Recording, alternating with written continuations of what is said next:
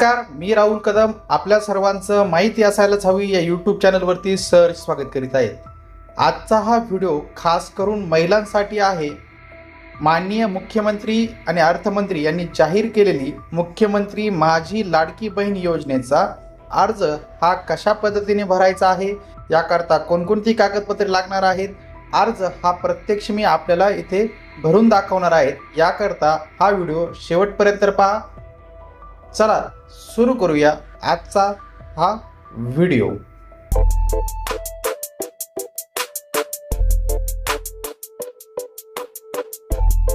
मुख्यमंत्री माझी लाडकी बहीण योजनेचा हा PDF अर्ज असून आता तो कशा पद्धतीने भरायचा हा एक एक करून आपण समजून घेऊया।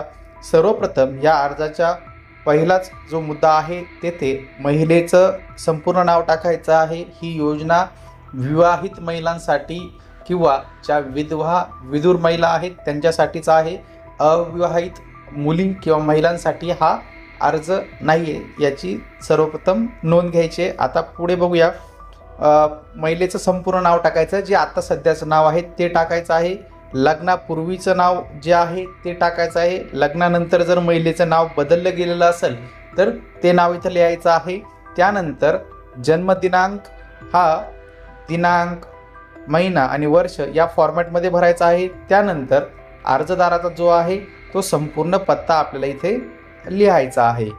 तो पत्ता लिहिल्यानंतर जे जन्माचं ठिकाण आहे ते जन्माचे ठिकाण या चौथा जो मुद्दा आहे तेथे जन्माचं ठिकाण येथे नोंद करायचे आहे।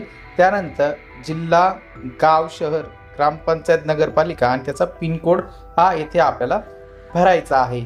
तर जन्माचा पुराव्याकरता आपल्याला एक तर आपला बर्थ सर्टिफिकेट लागणार आहे किंवा शाळा सोडल्याचा दाखला, या दोन्हीपैकी एक गोष्ट आपल्याला अर्ज सबमिट करताना ही द्यायची। अर्ज कोठे आणि कसा सबमिट करायचा हेही मी व्हिडिओच्या शेवटी सांगणार आहे, त्याकरता व्हिडिओ शेवटपर्यंत पहा।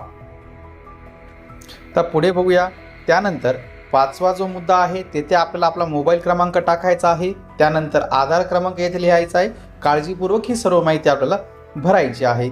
त्यानंतर इथे आपल्याला थोडं डिक्लेरेशन विचारलं आहे की आपण शासनाच्या इतर विभागामार्फत राबवण्यात येणाऱ्या आर्थिक योजनांचा लाभ घेत आहात का, होय किंवा नाही, आणि असल्यास दरमहा कोणत्या।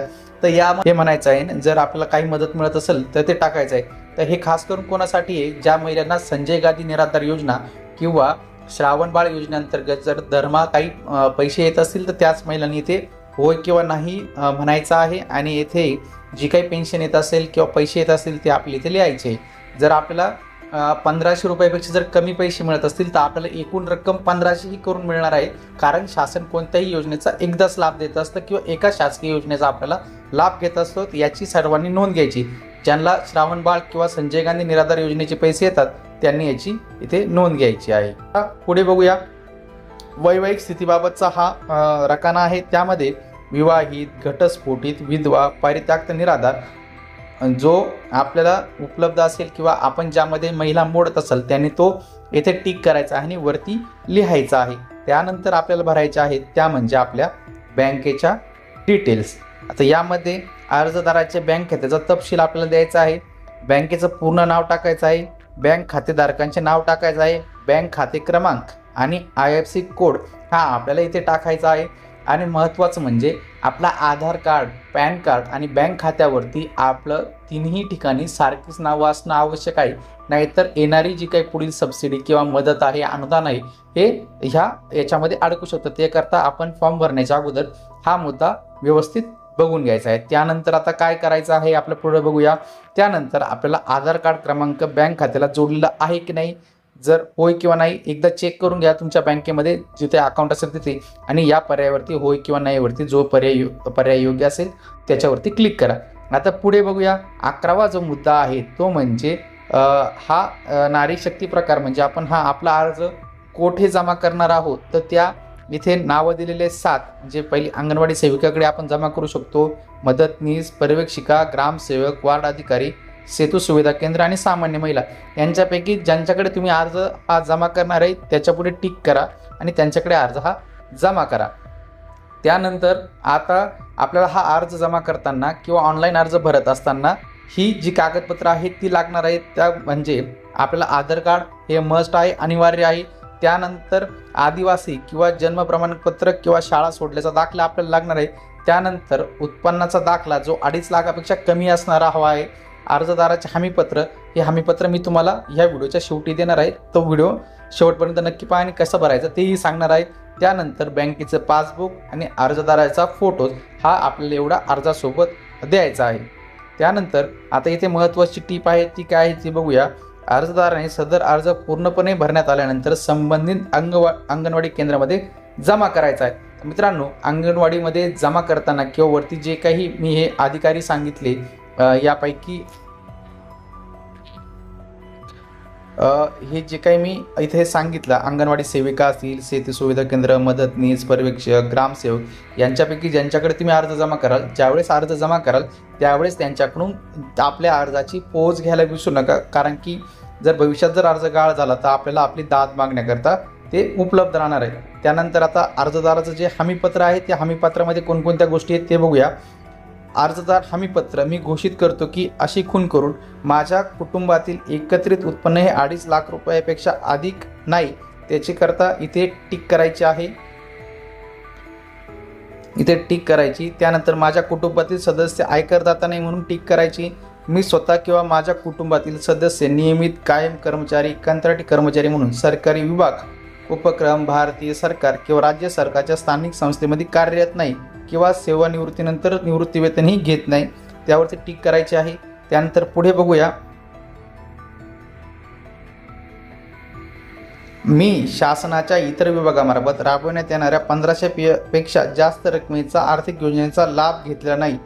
त्यानंतर माझ्या कुटुंबातील सदस्य विद्यमान आमदार खासदार नाहीत, आमदार खासदारांच्या घरातील महिला हा अर्ज भरतील का, हा प्रश्नचिन्ह तरी इथे दिलेला आहे।